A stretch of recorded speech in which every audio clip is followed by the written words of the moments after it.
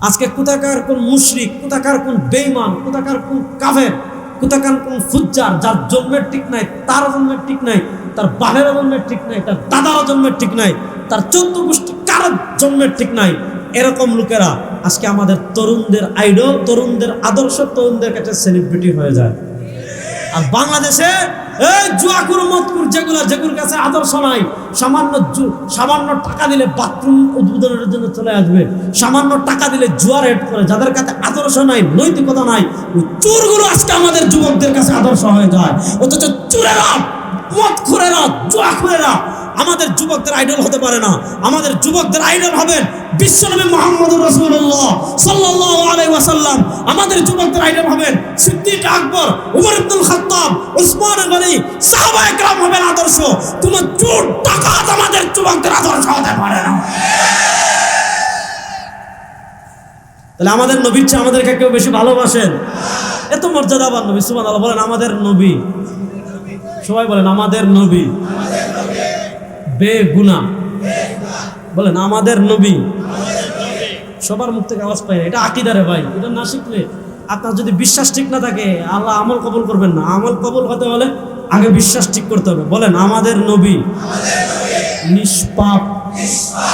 বলেন আমাদের নবী নিষ্পাপ, নিষ্কলঙ্ক, পুত পবিত্র, তার কোনো ছোট গুনাহ নাই, বড় গুনাহ করার প্রশ্নই আসে।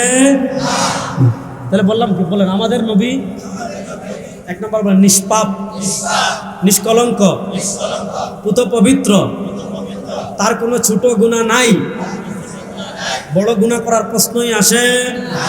যাদের মাথার টুপি নাই একজন দাঁড়াই বলতে পারবেন এই পাঁচটা? আবার বলি, মনোযোগ দিয়ে শুনেন, যা বলতে পারবেন পুরস্কার আছে।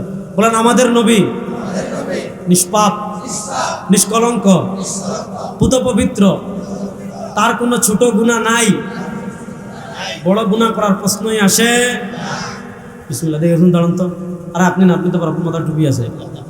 স্কুলে পড়ে এরকম একজন দাঁড়াতো, বিসমিল্লাহ। দেখি মাথার টুপি নাই, দেখি। কেউ পারবেন না? সুবহানাল্লাহ।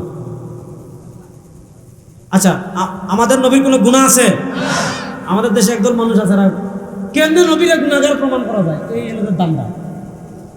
যারা বলবে নবী গুনাহগার, বুঝবেন তার জন্মের সমস্যা আছে। ঠিক আছে? যারা বলবে নবী গুনাহগার, এদের জন্মে কি আছে? জুড়ে বলেন। যারা বলবে নবী গুনাহগার, এদের জন্মের সমস্যা আছে না নাই? ভাই নবীর পিছনে লাগে, তোর বাপের পিছনে লাগবে, তোর বাপের জন্মে কি সমস্যা? ঠিক না বেটি? আমাদের নবীর কোন গুনাহ মক্কার কাফিরেরাও বের করতে পারে নাই। আমার নবীর কোন দোষ পৃথিবীর ইতিহাসের কেউ পারে নাই। রব্বে কাবার কসম করে বলি, আমার নবীর একটা দোষ কিয়ামত পর্যন্ত কোন মায়ের বেটা বের করতে পারবে না। তাহলে আমাদের রাসূল করিম সাল্লাল্লাহু আলাইহি ওয়াসাল্লাম আমাদেরকে কতটা ভালোবাসতেন, একটা উদাহরণ দিয়ে নবীর অনুসরণের অনুগত্য বলে আমি বিদায় নেব। মনোযোগ। ইমাম বাজ্জার রাহিমাহুল্লাহ মুস্তাদে বাজ্জারে বর্ণনা এনেছেন। মনোযোগ, তাওয়াজ্জু। ইমাম বাজ্জার রাহিমাহুল্লাহ মুস্তাদে বাজ্জারে বর্ণনা এনেছেন, রাসূল করিম সাল্লাল্লাহু আলাইহি ওয়াসাল্লাম আমাদেরকে কত ভালোবাসতেন। উপমা দিচ্ছি। আল্লাহ রাসূল সাল্লাল্লাহু আলাইহি ওয়াসাল্লাম বলেন, লিকুল্লি নাবিয়্যিন দাওয়াতুন মুস্তাজাবা ওয়া ক্বাদ তাআজ্জালা কুল্লু নাবিয়্যিন দাওয়াতাহুম ওয়া ইন্নী ইখতারতু দাওয়াতি লিআহলিল কাবায়ের মিন উম্মতি। সুবহানাল্লাহ বলেন। রাসূলুল্লাহ সাল্লাল্লাহু আলাইহি ওয়াসাল্লাম বলেন, লিকুল্লি নাবিয়্যিন দাওয়াতুন মুস্তাজাবা। আল্লাহ দুনিয়াতে যত নবী পাঠিয়েছেন, আল্লাহ দুনিয়াতে যত রাসূল পাঠিয়েছেন, সব নবীকে, সব রাসূলকে, মনোযোগ, তাওয়াজ্জু, আল্লাহ দুনিয়াতে যত নবী পাঠিয়েছেন, আল্লাহ দুনিয়াতে যত রাসূল পাঠিয়েছেন, সব নবীকে, সব রাসূলকে আল্লাহ তাআলা দুনিয়াতে একটা বিশেষ সময় একটা বিশেষ অফার দিয়েছেন। সেই অফার টাকা না, সেই অফার পয়সার না। আল্লাহ কিসের অফার দিয়েছেন? নবী বলেন দাওয়াতুল মুস্তাজাবা। আল্লাহ সব নবীকে, সব রাসূলকে একটা সময় একটা কবুল দোয়ার অফার দিয়েছেন। কবুল দোয়ার অফার দিয়ে বলেছেন, নবী এখন স্পেশাল কবুল দোয়ার সময়, এখন আপনি একটা দোয়া করেন, যেই দোয়া করবেন সেই দোয়া আল্লাহ কবুল করবেন। যা চাইবেন আল্লাহ তা দিবেন, যা করে দেওয়ার কথা বলবেন আল্লাহ তা করে দিবেন। বিশ্বনবী বলেন, ওয়াকাদ তাআজ্জালা কুল্লু নাবিয়্যিন দাওয়াতাহুম। সব নবীকে আল্লাহ তাআলা যখন স্পেশাল সময় স্পেশাল দোয়ার অফার দিয়েছেন, সব নবী এবং রাসূল তাদের স্পেশাল দোয়াটা দুনিয়াতে করে ফেলেছেন।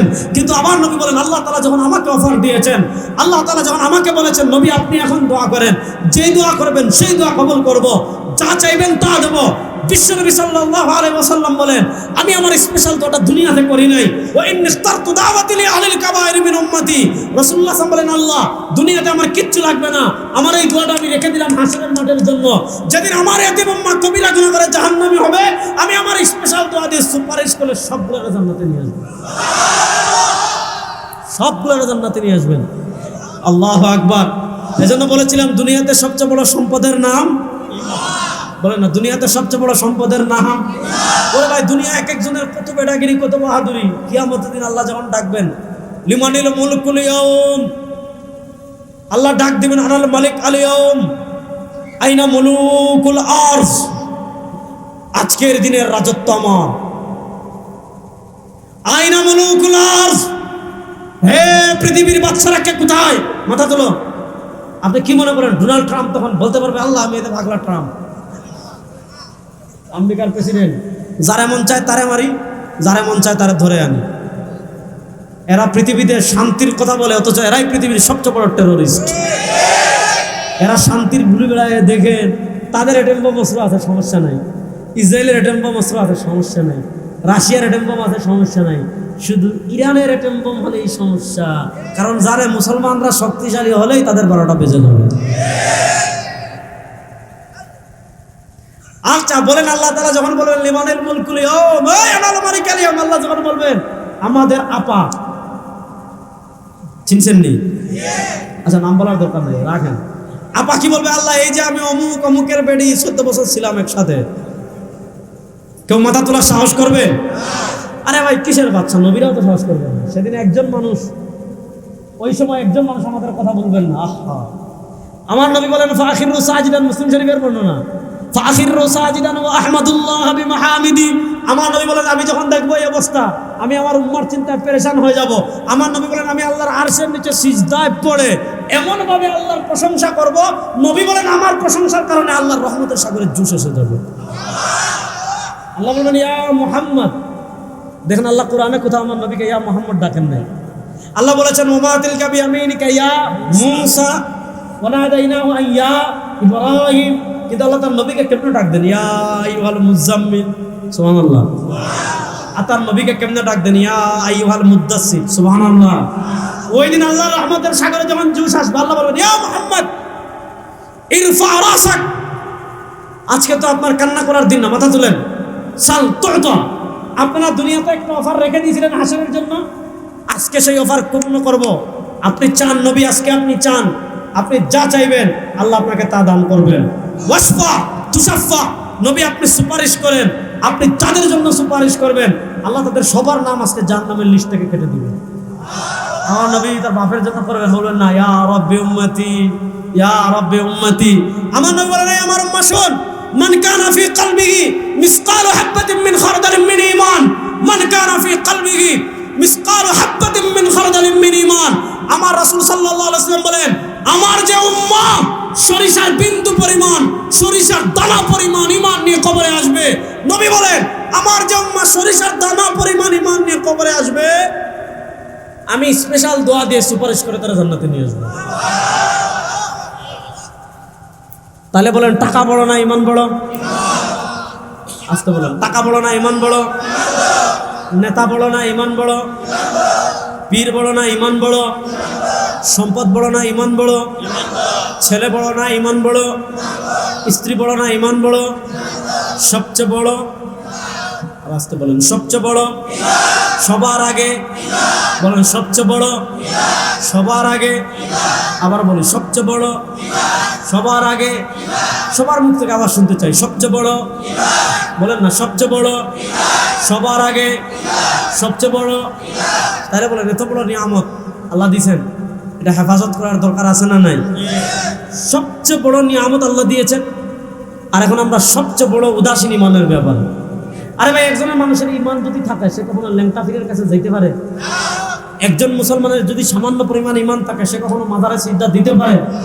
একজন মুসলমানের কাছে যদি ন্যূনতম ইমান থাকে সে কখনো কোনো মাজারে গিয়ে সন্তান চাইতে পারে? সে কখনো কবরের নামে মান্নত করতে পারে? সে কখনো মঙ্গল শোভাযাত্রায় যেতে পারে?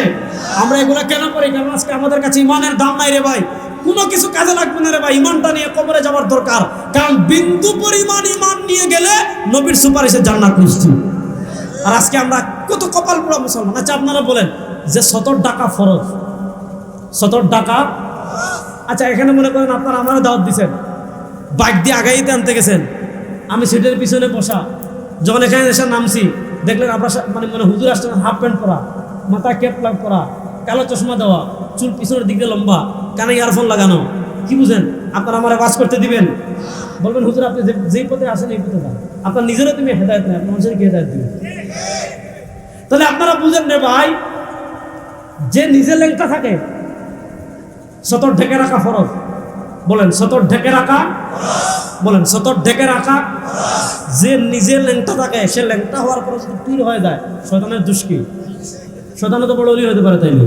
আজকে কতভাবে ইমান নষ্ট করা হচ্ছে রে ভাই। ইমানের প্রশ্ন শুনেন, আপনি যদি জীবনে কারো মাজারে না যান আল্লাহ জিজ্ঞেস করবে না কেন না গেলেন। আপনি যদি জীবনে কোনো পীরের কাছে না যান আল্লাহ কিয়ামতের দিন জিজ্ঞেস করবে না। আপনি যদি কোনো নেতার কাছে জীবনে না যান আল্লাহ কিয়ামতের দিন জিজ্ঞেস করবে না। কিন্তু যদি ইমান নিয়ে যেতে না পারে আবাদুল আবাদ জাহান্নাম। এজন্য আমরা বলবেন হুজুর আপনি মাজার বিরোধী, না না না, জীবনেও না। আল্লাহর ওলির কবর আমরা জিয়ারত করব। আসসালামু আলাইকুম ইয়া আহলাল কুবুর ইয়াগফিরুল্লাহু লানা ওয়া লাকুম আনতুম সালাফুনা ওয়া নাহনু বিল আসাব। আমরা যখন মদিনায় যাই, আমার রাসূল সাল্লাল্লাহু আলাইহি ওয়াসাল্লামের রওজা থেকে দামি কোনো রওজা দুনিয়াতে আছে? বলেন না আছে? আরে আমার নবী তো রওজায় জিন্দা। বলেন আমার নবী রওজায় জিন্দা। যুবকরা একটু মহব্বতে বলেন না, আমার নবী রওজায় জিন্দা। বলেন না, আমার নবী রওজায় জিন্দা। শুধু জিন্দাই না, আমার নবী বলেছেন মান সাল্লা ইনদা কবরি সামিআতুহু ওয়া মান সাল্লা নাইয়ানু বুলিনতুহু। আমার নবী বলেন আমাকে যখন রওজায় দাফন করা হবে আর আমার উম্মাহ সরাইল থেকে আমি নবীর ইশক ও মুহাব্বত ধারণ করে আপনার মদিনায় যাবে, বাংলাদেশ থেকে বিমানে উড়ে জিদ্দায় যাবে। এখন না হয় শহর, আগে মানুষ যেত, এখন তো আমাদের আগের মতো আবেগ কাজ করে না। আগে একজন মানুষ সমুদ্রে মাসের পর মাস সফর করে যখন মদিনার রওজায় দাঁড়িয়ে বলতো আসসালাতু ওয়াসসালামু আলাইকা ইয়া রাসূলুল্লাহ, তার আবেগটা কেমন হতো? যখন সে মরুভূমি দিয়ে উঠে চড়ে ঘোড়ায় চড়ে মাসের পর মাস, মানুষ 1 বছরের জন্য বিদায় নিত। আগে 1 বছর লাগতো হজে যেতে, আর 1 বছর লাগতো হজে আসতে। সে এত কষ্ট করে যখন রাসূলুল্লাহ রওজার পাশে দাঁড়িয়ে সালাম দিত, তার অন্তরের কি অবস্থা হতো? আর আমরা তো মনে হয় এখন ঠিক মনে ফেলছি অনেকে।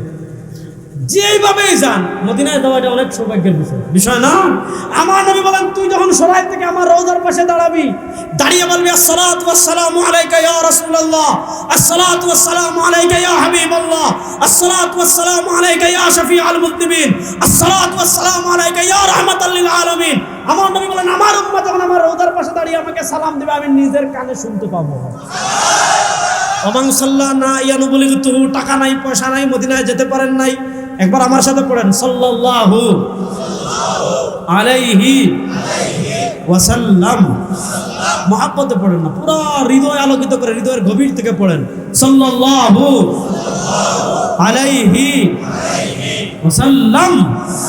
আল্লাহ নবী বলেন ইন্না লিল্লাহি মালাইকাতান সাইয়াহিনা ফিল আরদ, ইন্না লিল্লাহি মালাইকাতান সাইয়াহিনা ফিল আরদ ইউবাল্লিগুনা মিন উম্মতি আসসালাম। আল্লাহ দুনিয়াতে একদল স্পেশাল ফেরেশতা নিযুক্ত করে রেখেছেন। তাদের আর কোনো ডিউটি নাই, তাদের আর কোনো কাজ নাই। সারা পৃথিবীর যেই প্রান্তে নবীর কোনো উম্মাহ নবীকে নিয়ে দুরূদ পড়ে, ফেরেশতারা নিয়ে ডাইরেক্ট সোনার মদিনায় দুরূদ ও সালাম পৌঁছায় দেয়। সেই নবীর রোজাতে জামে রোজা নাই, সেই নবীর রোজায় গিয়ে আপনি সিজদা দিতে পারবেন? 5টা টাকা দিতে পারবেন? আপনি গিয়ে সাধারণ মাদারে ডেকে টাকা দেন, বলেন চাইবো কার কাছে? ইযা সাআলতা ফাসআলিল্লাহ ওয়া ইযা ইসতাআনতা ফাসতাঈন বিল্লাহ।